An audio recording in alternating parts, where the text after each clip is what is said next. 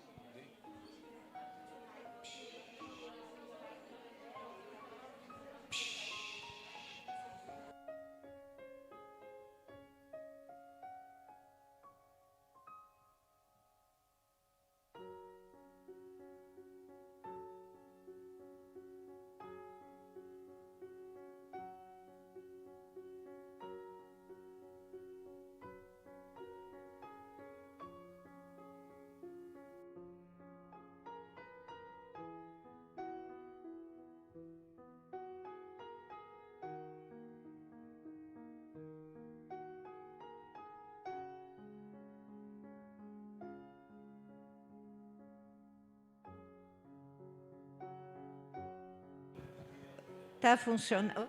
Tá. Gente, só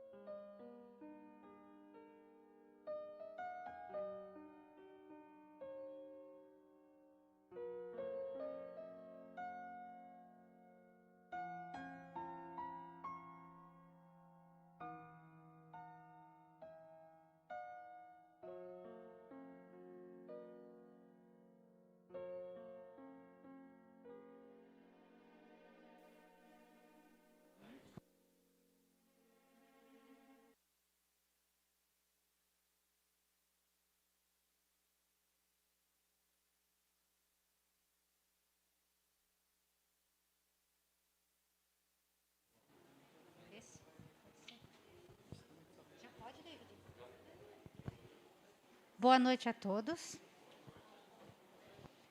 Renovemo-nos dia a dia. Transformai-vos pela renovação da vossa mente, para que proveis qual é a boa, agradável e perfeita vontade de Deus. Paulo, Romanos, capítulo 12. Não adianta a transformação aparente da nossa personalidade na feição exterior. Mais títulos, mais recursos financeiros, mais possibilidades de conforto e maiores considerações sociais podem ser simples agravo de responsabilidade. Renovemo-nos por dentro. É preciso avançar no conhecimento superior, ainda mesmo que a marcha nos custe suor e lágrimas. Aceitar os problemas do mundo e superá-los, a força de nosso trabalho e de nossa serenidade, é a fórmula justa de aquisição do discernimento. Dor e sacrifício, aflição e amargura são processos de sublimação que o mundo maior nos oferece, a fim de que a nossa visão espiritual seja acrescentada. Facilidades materiais costumam estagnar-nos a mente, quando não sabemos vencer os perigos fascinantes das vantagens terrestres. Renovemo-nos, nossa alma, dia a dia, estudando as lições dos vanguardeiros do progresso e vivendo a nossa existência sob a inspiração do serviço incessante.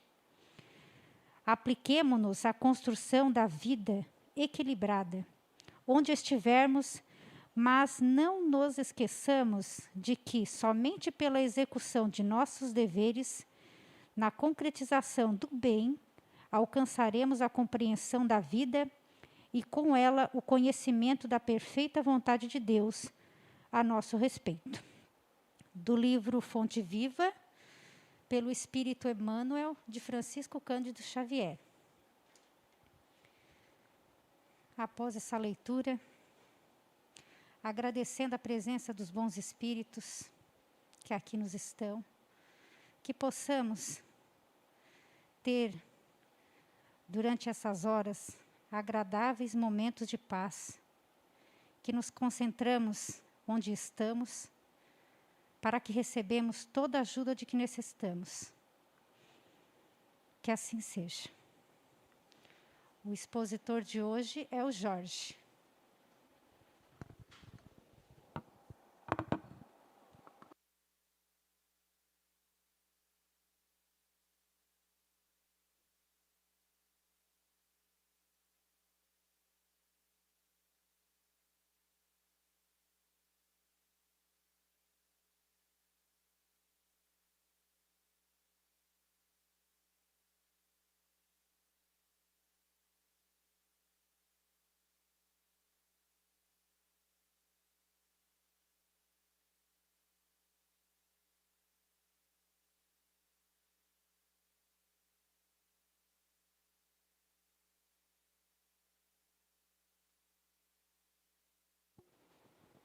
Acho que agora está. Boa noite a todos. Que a paz do nosso Divino Mestre esteja conosco nesse momento. É sempre escutando ali eu acho, do Fonte Viva, né? E como nos chama, né, a realmente estarmos aonde estamos, né? Porque normalmente a gente está, mas não está. Então, a importância da casa espírita, eu sempre digo que a casa espírita é como uma grande universidade, a universidade da alma. E cada instante, qualquer atividade que a gente faça aqui dentro, ela é extremamente importante para o nosso enriquecimento enquanto ser. Isso aqui é fantástico. Nós temos um privilégio grande de poder estar dentro de uma casa espírita. Mas hoje, a gente trouxe para trabalhar com vocês. Vamos lá. Perdoarás e trabalharás. Esse título, ele vem justamente do livro Contos e Contos, do irmão X, Humberto de Campos. Para aqueles que já estudam a doutrina há algum tempo, quando Chico Xavier, que psicografou esse livro, ele psicografou como Humberto de Campos. Aí a família ainda tinha alguns parentes ainda encarnados, reclamaram pela autoria do material, e aí depois Humberto de Campos vira irmão X, para não ter problemas com essa questão naquele momento. Lá no capítulo 22, eu vou ler esse capítulo, depois a gente vai conversar sobre o assunto. A conduta espírita, item 22. Ibrahim Ben Azor, o cameleiro, entrou na residência acanhada de Simão, à frente do Cristo, que fitava os olhos translúcidos. Pediu instruções da Boa Nova, ao que Jesus respondeu com aquela doçura habitual, tecendo considerações preciosas e simples em torno do reino dos Deus nos corações do homem. Mestre, perguntou Ibrahim, desejando conhecer as normas evangélicas na hipótese de aceitar essa nova revelação, como me comportarei perante as criaturas de má fé? Perdoarás e trabalharás, sempre, fazendo quanto possível para que se coloquem no nível de tua compreensão, desculpando e amparando infinitamente. E se me cercarem todos os dias, continuarás perdoando e trabalhando a benefício delas. Mestre, invocou Ibrahim, admirado. A calúnia é um braseiro a queimar-nos o coração. Admitamos que tais pessoas me vergastem com frases cruéis e apontamentos injustos. Como proceder? Quanto me lamearem a caminho, atirando-me flechas incendiadas?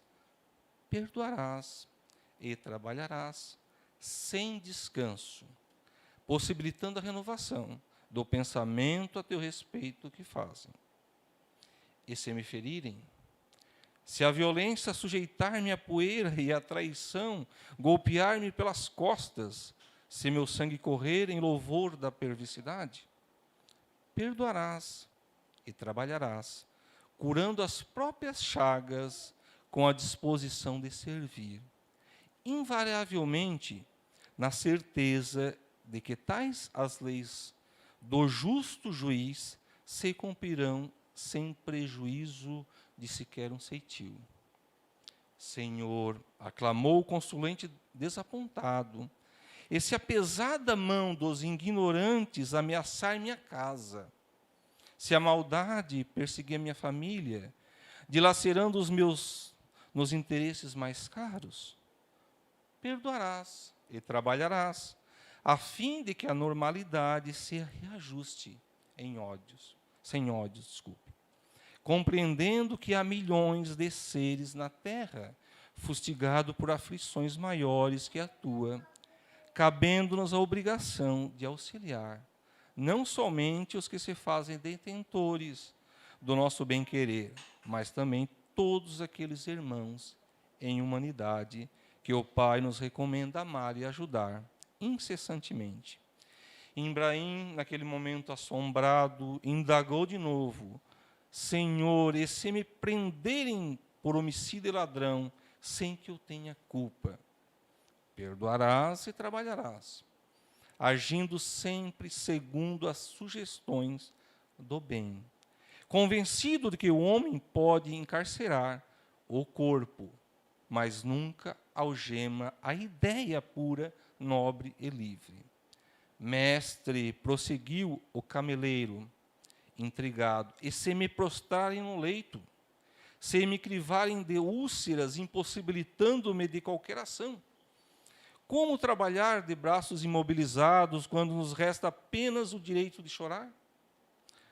Perdoarás e trabalharás, com o sorriso da paciência fiel, cultivando a oração e o entendimento no espírito edificado, confiando na proteção do Pai celestial, que envia socorro e alimenta os próprios vermes anônimos do mundo. Mestre, e se por fim me matarem, se depois de todos os sacrifícios aparecer a morte por estrada inevitável? Demandarás o túmulo, perdoando e trabalhando na ação gloriosa em benefício de todos, conservando a paz sublime da consciência.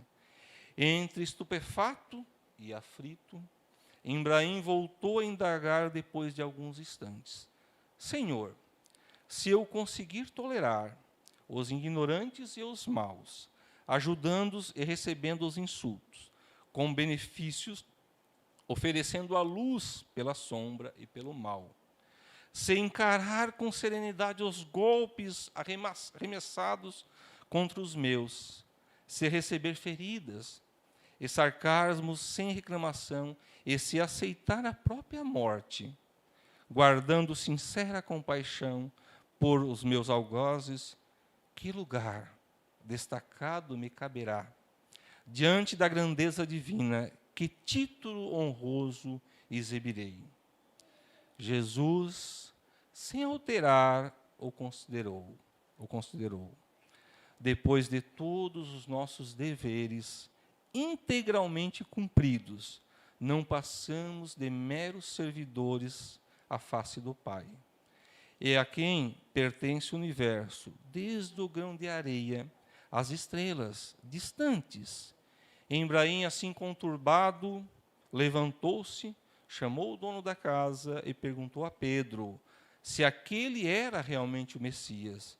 E quando o pescador de Cafarnaum confirmou a identidade do mestre, o cameleiro carrancudo, qual se houvesse recebido grave ofensa, avançou para fora e seguiu para diante sem dizer adeus. O título é Conduta Cristã. Quanto de nós, nesse momento, se nós estivéssemos no local do Ibrahim, como que nós reagiríamos? Isso nós estamos falando há exatamente mais de 2000 anos depois dessa conversa, desse trabalho. Quantos de nós ainda não compreendemos? É difícil, a gente colocar... Porque, olha só, poxa, fazer tudo correto e ser simplesmente mais alguém. O mundo material, ele nos diz justamente ao contrário. Se eu fizer grandes atitudes, grandes honras, eu tenho que ter grandes honras, eu serei um grande homem. E ele diz, olha, você tem que fazer tudo e mais um pouco e continuará sendo mais um na seara do mestre. Então, diante dessa informação,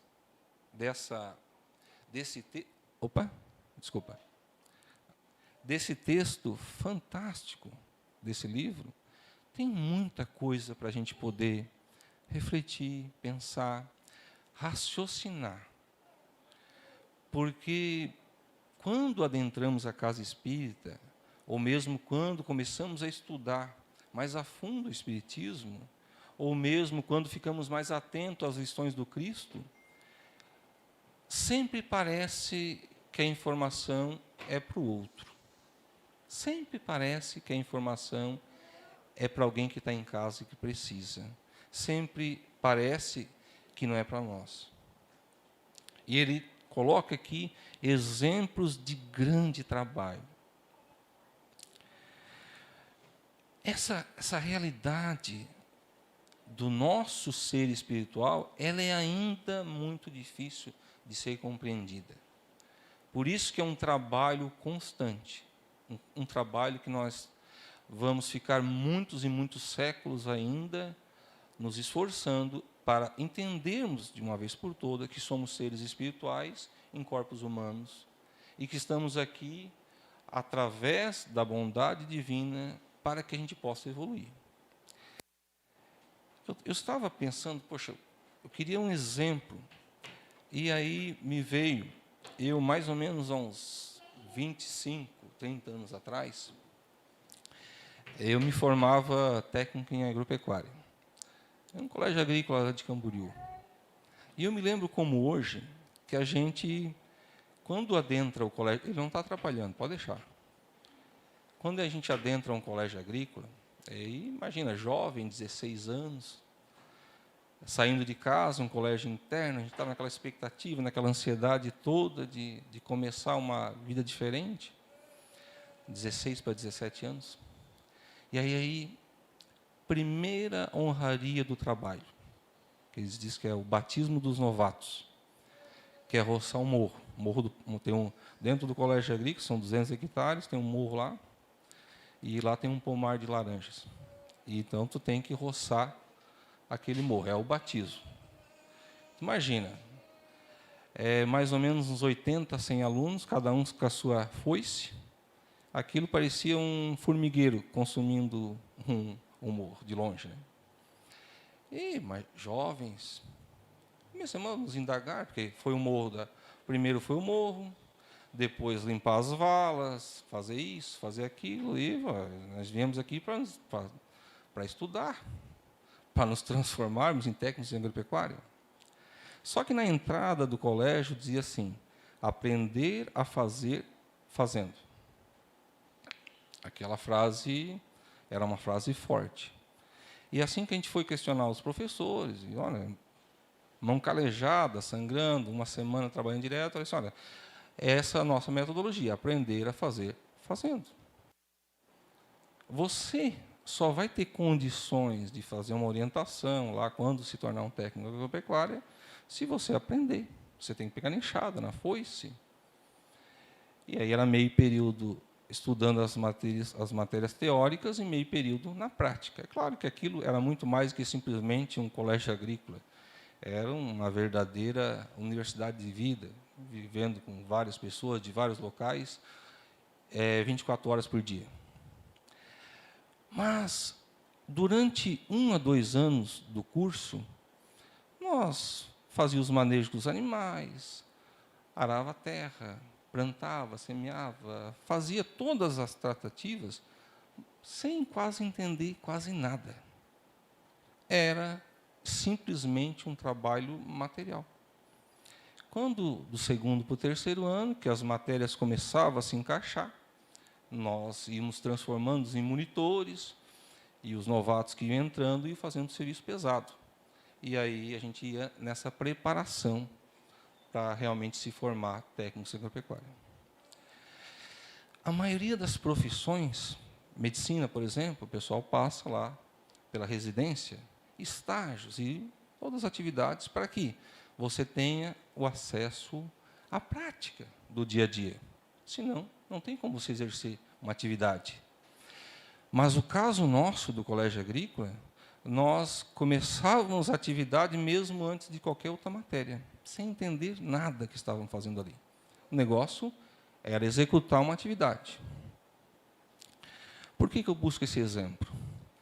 Porque por vários e vários séculos nós reencarnamos, morremos, a matéria, voltamos para o plano espiritual, trabalhamos constantemente, buscando alguns só pela sobrevivência, outro pelo poder, outro para conquistas de novos solos, nas guerras, em tudo que a gente aconteceu durante toda a história da humanidade, sem entendermos exatamente o que estávamos fazendo na Terra. É claro que a bondade divina nunca nos deixou completamente órfãos. Se a gente for perceber, lá na antiga Grécia, os filósofos já começavam a discutir esse porquê da vida, porquê dos relacionamentos, qual o sentido de estarmos aqui, para onde é que a gente ia. Mas a maioria de nós continua nesse trabalho incessante. Depois vem o próprio Moisés, nos traz lá a ideia do Deus único. Jesus completa as informações de Moisés e traz o amor ao próximo, amar a Deus sobre todas as coisas e ao próximo como a ti mesmo. Dar a outra face, perdoar quantas vezes for necessário. Mesmo assim, continuamos esse nosso processo, sem entendermos muito, reencarnando, sem entender o que é um processo de reencarnação, o que é uma lei de causa e efeito, o que é uma lei de trabalho, por que a gente está sofrendo, porque não, simplesmente matamos, morremos, fizemos outras pessoas sofrerem, fizeram nós sofrermos, meio que como um verdadeiro bando. Se passa mais ou menos uns 150, 160 anos, que através de Kardec, a doutrina dos espíritos vem justamente para encaixar, para fazer assim, olha, você sofre por causa disso. Você está com dificuldade nessa área por causa disso. Então, nesse momento que a doutrina dos espíritos nos traz toda essa informação, vai fazendo com que a gente vá encaixando. Vai encaixando realmente todas essas dificuldades que a gente passa no dia a dia.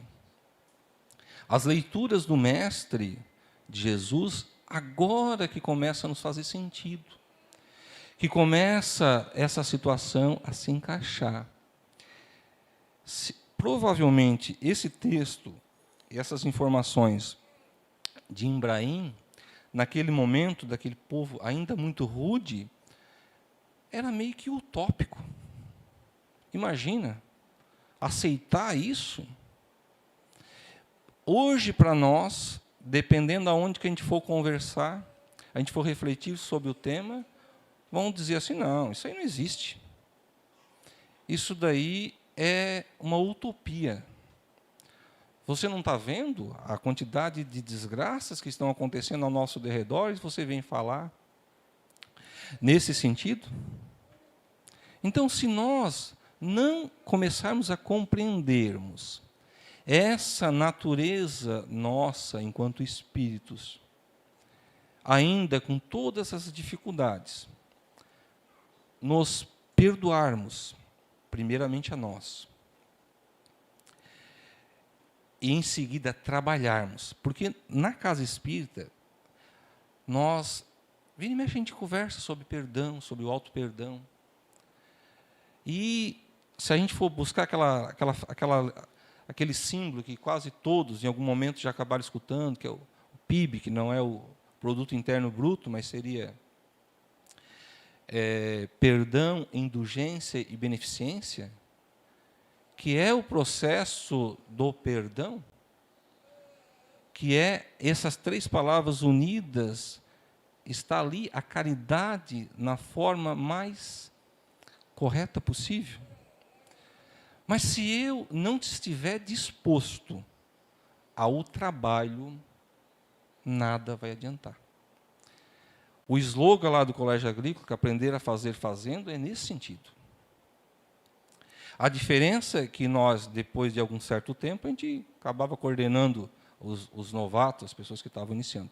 E nós, dentro da nossa caminhada de ajuste, de reforma íntima, nós vamos ser, como Jesus fala para Ibrahim, sempre aquele servidor.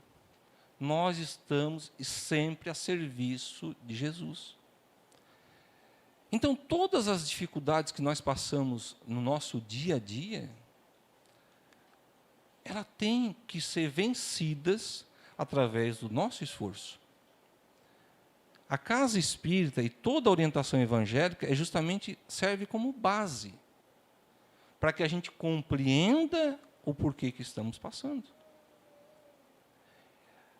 Quando adentramos a casa espírita, em qualquer momento da nossa vida, sempre é nos convidado ao trabalho. E a gente trabalha desde passar um pano no chão, varrer a casa, manter o ambiente organizado, para que esse trabalho consiga fluir. É necessário. Nós precisamos ter isso dentro de nós. Então, esse ambiente que nós vamos trabalhar o perdão, ele está dentro da nossa casa mental, e aonde que a gente está convivendo. E muitos de nós não se atêm a esses detalhes e vive uma vida de cambalhotas, né? As dificuldades vêm, as situações aparecem, e a gente acaba meio que levando a vida do jeito que ela nos leva. Observem a nós que a maioria que passam por aquelas tristezas profundas, a própria depressões e tudo mais, hoje a gente vê cada vez mais pessoas mais em tenras idades passando por essas dificuldades, mas se via no passado era meia-idade, né? Por quê? A gente já tinha passado por várias situações. E alguns ainda nos procuram na casa espírita querendo saber de existências anteriores, né? Do que a gente já fez, ou de onde é que eu vim e tal. Se na mesma existência, muitas vezes a gente não consegue suportar os erros e os desafios dessa própria existência, imagine as outras. Então, o esquecimento das origens das nossas dificuldades, ele é extremamente importante, porque ele vai fazer com que a gente zere, entre aspas, o nosso trabalho dessa encarnação, e trabalhe constantemente. Porque se eu estou levando pedrada hoje, é porque eu já dei no passado. Ninguém vai colher feijão plantando milho. Essa confiança na lei de causa e efeito, essa confiança nas leis divinas, vai fazer com que a gente se acalme, se tranquilize, que entenda que se o desafio é grande, é porque é necessário, e nós temos capacidade em suportar. Mas o trabalho, ele é essencial. Por que ele é essencial? Porque é nele que a gente vai jogar para fora tudo isso que está dentro de nós. A gente passa por uma situação e diz, que vontade de ajudar de alguma forma. A gente nem sabe o porquê que deu aquela vontade. Mas aí, os interesses do mundo, o mundo material, nos tira fora de foco. E aquela atividade que poderia ser a forma da gente dar um passo a mais na nossa vida, a gente joga fora.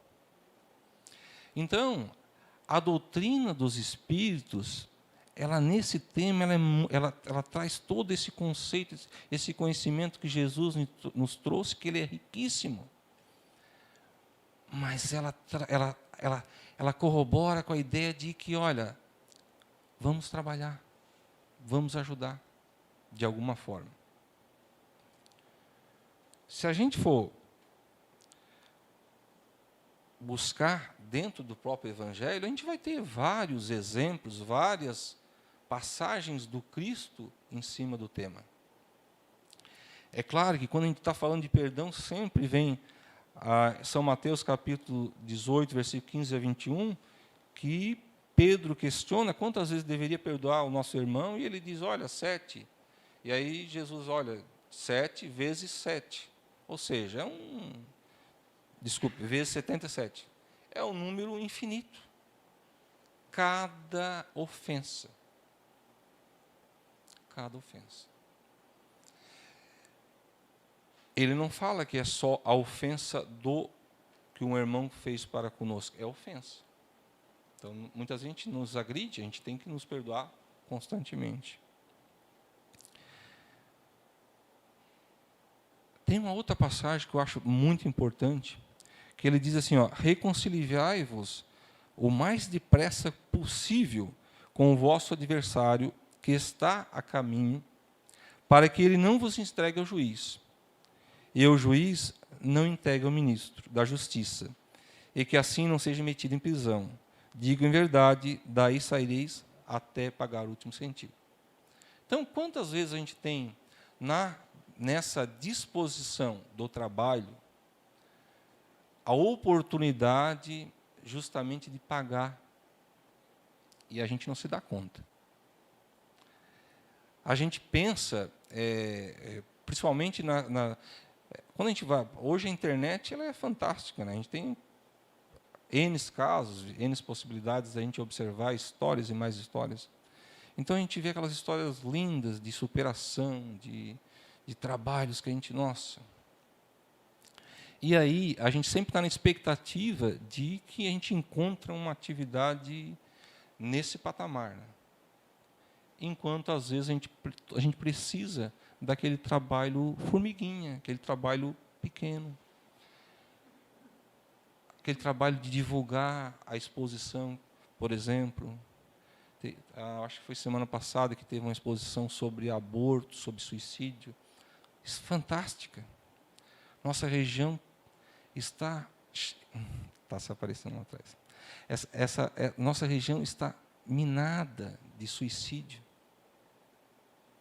Muita gente. Divulgamos a exposição, demos like nas palestras, fizemos a nossa parte para que a gente possa, essa informação, ir ao encontro de muita gente que necessita. É trabalho. Nós vamos estar jogando para nós um pouquinho desse mérito. Porque, já pensou, eu faço uma compartilhamento de uma informação dessa, alguém que poderia cometer um suicídio, não comete. O quanto eu fui importante naquele momento. Então, é esses detalhes da gente realmente se sentir útil dentro desse todo esse ambiente de trabalho. É claro que a maioria, como todos nós temos muita dificuldade, a gente precisa, né, nos encontrarmos para que a atividade aconteça. É normal. A pessoa chega com uma série de dificuldades, ela quer primeiro alcançar esse mínimo do bem-estar, para depois poder ajudar de alguma forma. Mas eu só queria deixar assim claro para todos vocês que faz parte do aprendizado, que era, se eu pudesse, assim, olha, levam consigo na reflexão de hoje essa informação. É necessário, dentro do processo do perdão e dessa libertação nossa, o trabalho. Nós não vamos conseguir ser 100% pessoas preparadas para depois poder ajudar. Vai fazer parte do processo nosso de evolução, ajuda constante.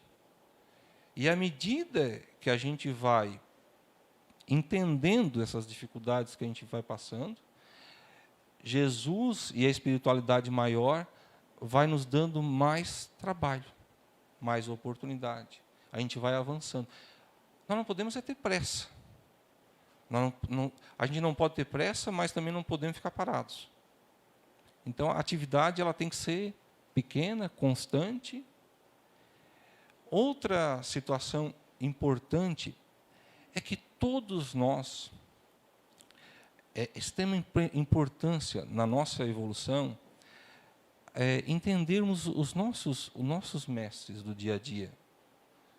A gente, às vezes, é muito rebelde, a palavra certa. Porque tem coisas que é necessário que faça agora. E sempre vai ter, junto do desenvolvimento da atividade, alguém mais experiente que vai nos ajudar, que vai nos incentivar. E à medida que a gente vai nesse processo de trabalho, nós vamos já ter de encontro a nós criaturas que necessitam desse amparo. E nós só seremos bons mestres se sermos bons seguidores, bons estudantes, bons alunos. Era essa a mensagem que a gente tinha para a noite de hoje. A gente espera ter contribuído um pouquinho com a noite de todos, tá bom?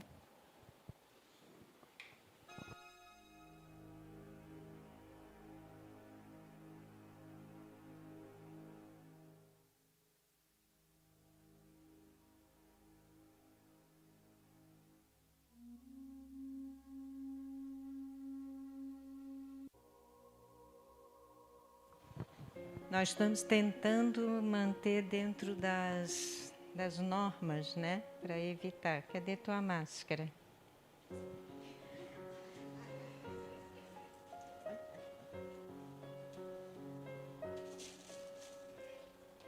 Nós vamos agora para o nosso trabalho de irradiação.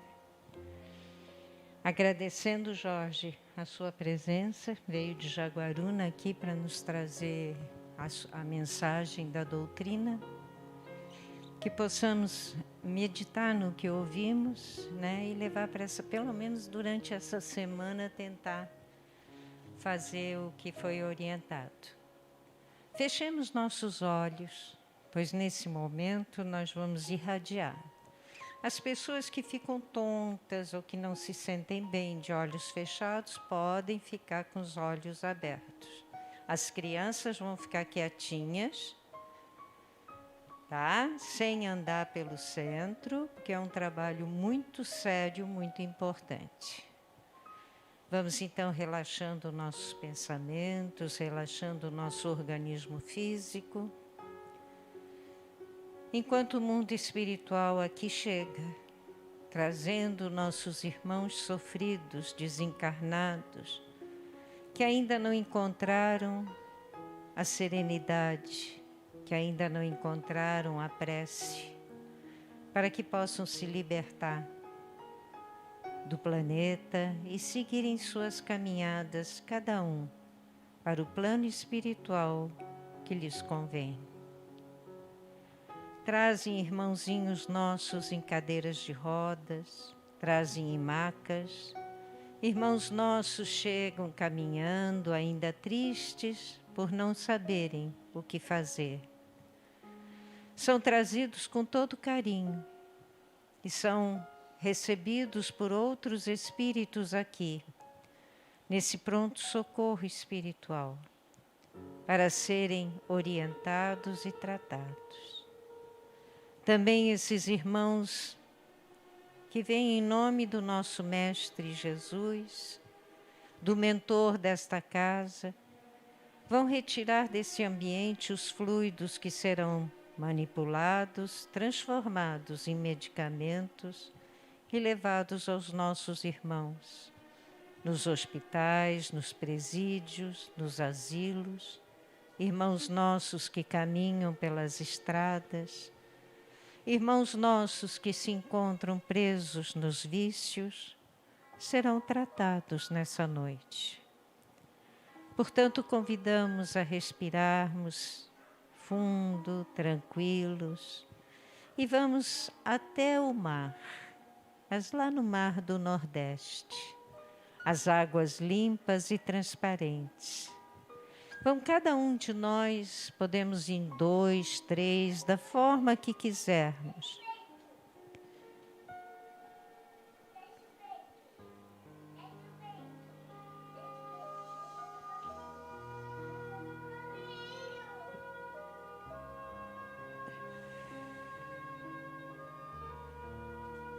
Pronto, ele já achou o colo dele, tá? Nós vamos pegar as jangadas e vamos velejando pelo mar,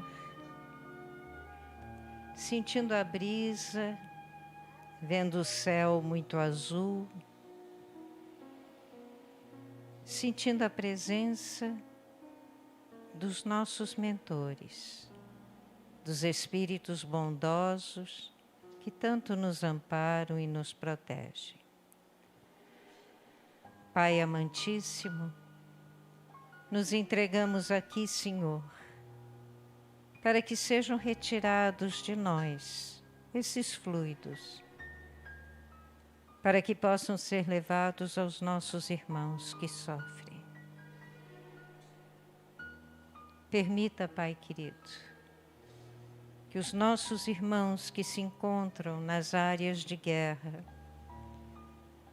que tanto se fala na Ucrânia, mas nos esquecemos dos outros países que vêm sofrendo guerras cruéis há tantos anos. Pedimos por todos, que os espíritos possam encontrar aqui na Terra